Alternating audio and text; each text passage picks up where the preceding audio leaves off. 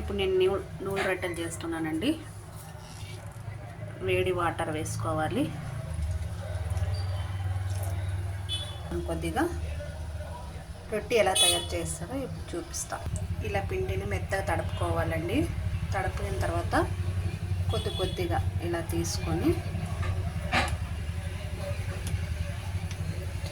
కొద్దిగా వాటర్ వేసుకొని ఇలా చేయాలి,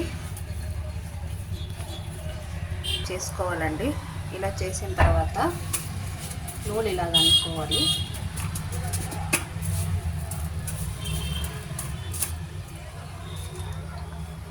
అయిన తర్వాత కొద్దిగా ఇలా కనుక్కొని ఇంకా గట్టిగా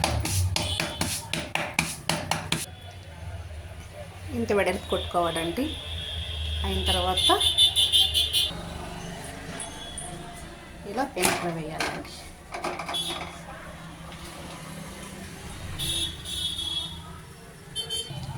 వాటర్తో అనుకోవాలి. ఆయన తర్వాత ఇట్లా ప్లేట్లో తీసుకోవాలండి.